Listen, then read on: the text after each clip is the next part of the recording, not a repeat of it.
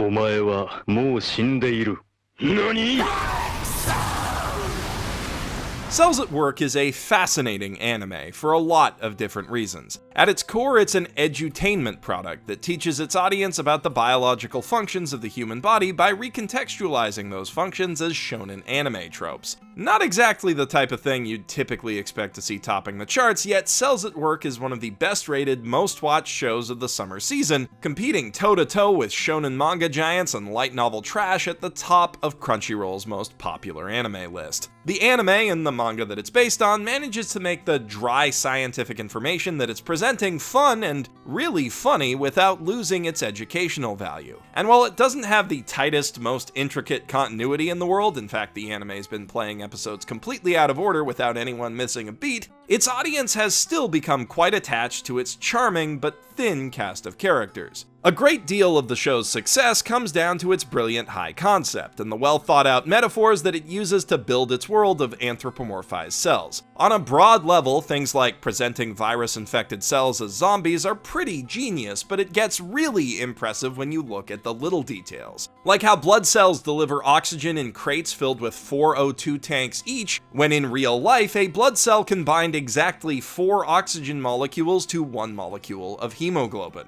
And our protagonist, a red blood cell who's prone to getting lost in blood vessels, has an ahoge shaped like a defective sickle cell, which flow poorly through the bloodstream due to their odd shapes. Mangaka Shimizu Akane clearly has a lot of passion for biology and has done a lot of homework to make sure all the little details are right. Despite the obvious differences between single cells in a body and sentient beings in a city, it's impressive how well the central metaphor of this story tracks. People who have far more medical knowledge than I are already diving deep into how Cells at Work teaches us about the human body, so I'm not going to rehash that discussion here. If you're curious, there's an excellent series of doctor's notes being posted week to week by a med student on Reddit, which I'll link to in the description.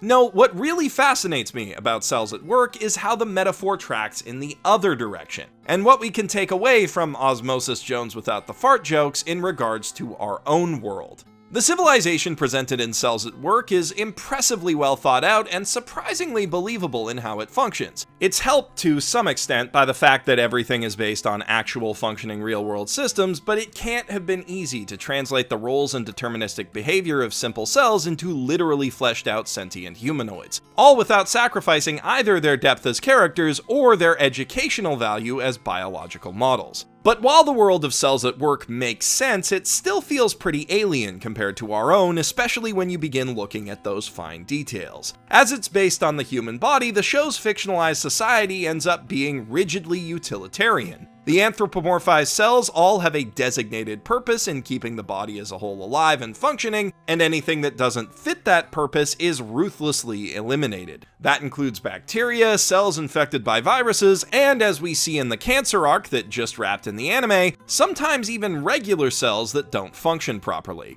Every character follows a hard-coded set of instructions unwaveringly and almost unquestioningly, even when those instructions are ill-advised, something we see in the allergy episode. Some are more effective at following them than others, but by and large, every cell follows their role as a vital component of the body and tirelessly does their part to keep it healthy.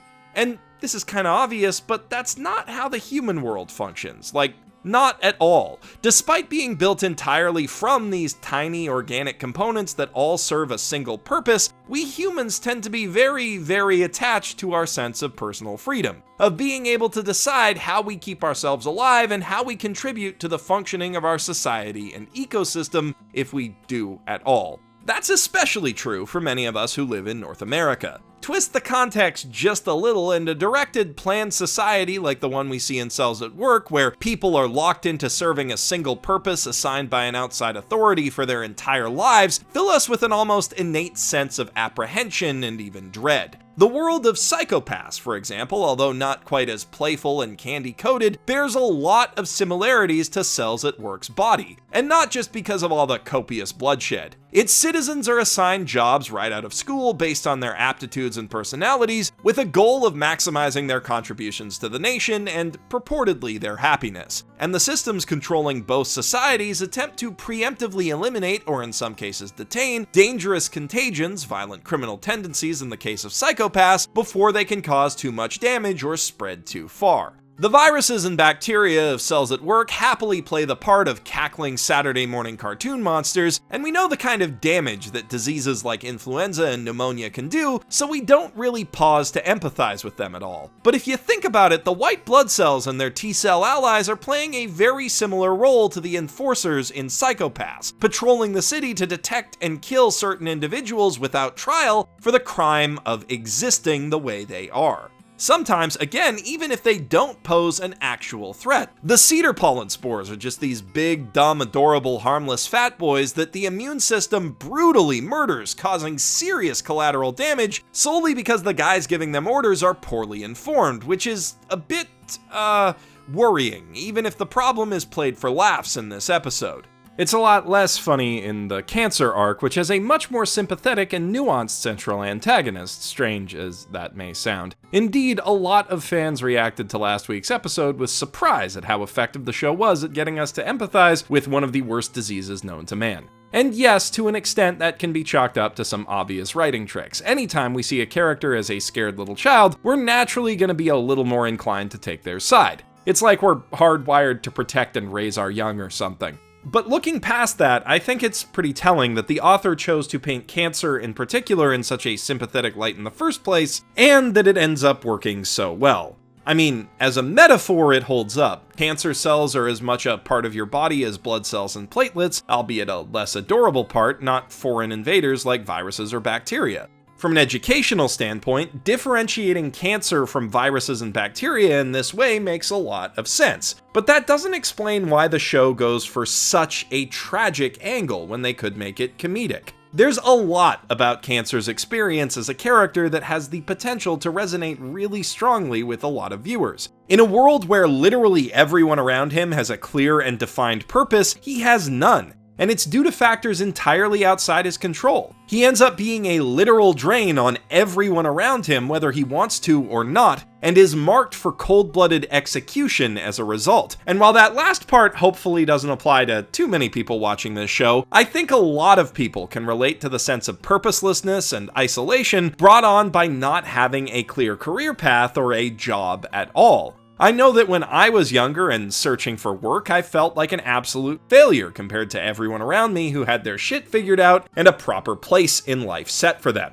As someone who now looks like one of those people, from the outside at least, I am well aware that that's not the case and basically nobody has their shit together, but I still remember that feeling and it got me hard. And there are large groups in our society that shun and hate those who don't contribute, even if they probably wouldn't go around murdering them. Hopefully. But beyond that, I think that Cancer's mentality strikes a chord with an even wider group than his experience, because the thing that sets him apart from all of the other cells that we see in the show is kind of the same thing that sets us apart from them. The cells are rigid conservationists, all working toward a common goal of keeping the body around them alive, and as a species, we don't really work that way. If you track that metaphor in the other direction and think of our world as a giant organism that we all play a part in sustaining, an idea that has been brought up in both philosophy and science, although it's got some flaws in it as a model, well, we're not doing the best job of keeping it alive. In big groups, we consume resources, release toxins, and expand at rates that we know aren't sustainable, mostly to compete with other groups who we should be working with to keep us all alive. In Cells at Work terms, it's kind of like if our stomach was constantly at odds with our spleen. And that is making our world sick, at least if you believe the 97% of scientists who say that global warming is a man-made thing. And we really do need all those groups to work together on a solution because on an individual level, we tend to prioritize our own immediate comfort, safety, freedom, and happiness in roughly that order over making sure that we're only consuming our fair share or preventing basically any threats that we don't think are about to immediately kill us, even if intellectually we know better. And though I can attest to personally driving to a lot of places where I really ought to be taking transit, eating a lot of beef even though I know that cow farts are a big source of greenhouse gas, it's true, look it up, and using plastic utensils to avoid doing dishes because I'm just a lazy piece of garbage, this doesn't have to be about the climate. Think of how many times you've put off work to or past the last minute and ended up dealing with a much harder workload as a result. How many times you've skipped out on a checkup at the dentist or doctor because, hey, you feel fine right now. How fucking hard it is to make yourself eat healthy and go to the gym, even though you know that it will give you more time to live and make that time more enjoyable overall. And that's just stuff that personally affects us. We're not wired to think about personal long-term consequences, let alone how the small negative impact that we and everyone else have on the world around us can compound to make all of our lives miserable or even kill us way down the line.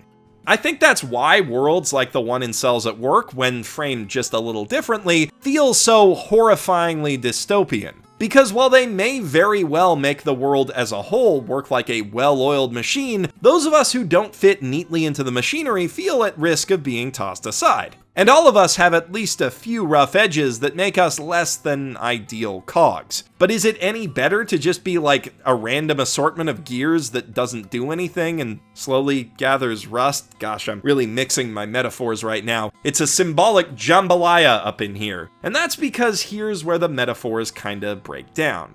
We're not cogs. We're not single cells serving a singular purpose. We're thinking creatures, and while it might not be in our nature to think about the big picture and put our world ahead of ourselves, it is in our nature to adapt, even if it takes a lot of hard work and introspection to do so. I am not happy with how easily I could relate to a character who exists to expand and consume without restraint until he kills everything around him. And while I wouldn't be happy leading the regimented, restless life of one of the other cells either, I'm gonna try to let that uncomfortable feeling motivate me toward being a bit more conscientious and living a more sustainable life. If it's left you feeling the same, I'll leave some links in the doobly-doo to resources that can help you do that. On the other hand, if what you're feeling right now is frustration that I Trojan horsed gosh dang politics into this video about cute cells doing cute things, consider this. Even if you don't agree with what I've taken away from this show, it's a testament to its quality that I can take away anything at all.